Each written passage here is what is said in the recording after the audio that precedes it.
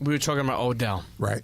And so many people have, I've seen it, like, as far as you being a giant involved in the organization, people asking your opinion. A lot of people were mad, man, that Odell was traded. Right. Do you think that, did you see that coming? No, I 100% did not see it coming. I wasn't happy about it, but I understand. But I'm unapologetically an Odell Beckham fan. Sure. And but I get the fact that he's gone. Their rationale is that, and he was the biggest chip they had in terms of trying to rebuild a team. They weren't getting better with him. That didn't mean he was making them worse. He wasn't part of the problem. He, in my opinion, is part of the solution. But so what about this narrative that some of the well, I won't say peers, but some of your counterparts and other outlets were trying to create the narrative that him and Landell Collins and others were like the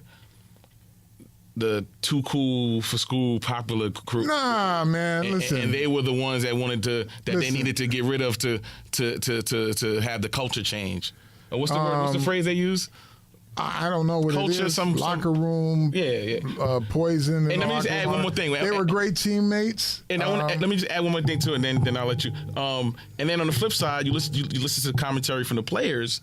Their teammates, and it's totally the opposite. Yeah. So as a fan, I'm confused as whether this commentary is just clickbait material or. Listen, I would say this: Odell Beckham is good for business. If he sneezes and they write about it, it's going to dominate the news cycle for a week minimum, right? And you're going to get a bunch of opinions, a bunch of bullshit opinions. And my biggest issue with Odell, and I've told him many a times, you can't have rabbit ears. You see, because he cares too much. And all he really wants to be is good, right? And the issue with him is, I call it rabbit ears, because when somebody says something, he either comments on it or it sends him into a different space. And I'm like, just go play. That doesn't address what you're talking about as far as the team dynamic. Yeah. But let me kind of take you on a roundabout way into team dynamic. When you're dealing with a guy of Odell Beckham's stature and his transcendent abilities, it's no different than great entertainers. They come with stuff, right? And it's not necessarily bad stuff, but it's stuff. And you got to have a team that is equipped to deal with that stuff. The equipped part of it, meaning you've pretty much got to be winning football games. Because if you're not winning and this all-world guy sneezes, 18 people got to answer why he sneezed. And that shit drags on your organization.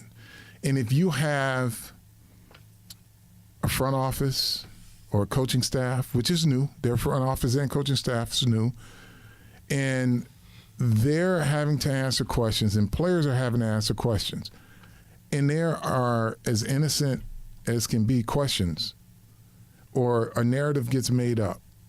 So let's say Pete was Odell, right? Right. Pete caught 2 balls. Team wins. Pete's sitting at his locker and he's not saying anything. He's sitting there with his hand on his chin. Reporter goes up, Pete, what's wrong? Nothing, man. We won. They walk away and say, Pete's mad because he only caught 2 balls, right? Pete never said it, right? Odell never said it. But for the next fucking week, because somebody wrote, he's unhappy with the offense. Everybody got to answer for it. So now the head coach got to answer for it. The offensive coordinator got to answer for it. The quarterback got to answer for it. His best friend on the team got to answer for it. 7 other guys. And they all say, no, we talked to Odell, he's good. Next reporter writes, that's bullshit, they're covering up for him. And so that's the stuff Wow. that comes with a guy like him, because there's no, he can do no right unless everybody's winning and he's doing really well in the eyes of other people. Right. He's as great a teammate as you can get. He cares. Does he have some maturity issues? Yeah, most people in their 20s do. But he's so transcendent that when you have a guy like that in your organization, you've got to be built to deal with that. It's no different than any star basketball player. You know, you see Kevin Durant go through similar shit, right? Yeah. And unfortunately, in my opinion, the pressure, the outside noise is, in my opinion, what pressured him into coming back to play. And he got hurt because he's a guy who cares, meaning Kevin Durant.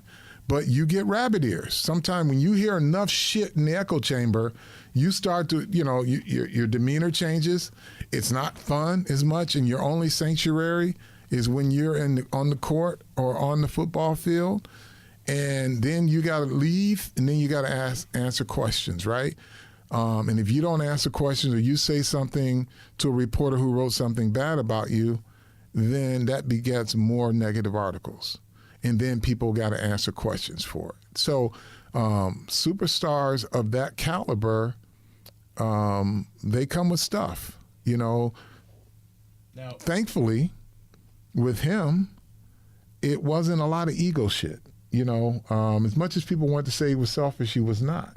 So that said, their decision after paying him a lot of money to trade him was probably... Which was confusing too. Yeah. But, and I think subconsciously it may have had something to do with the stuff, because it was just a lot, and they weren't winning a lot of games. So they decided, okay, let's move on from this and let's build a team in the likeness of what we envision, meaning the head coach. And every team's entitled to that.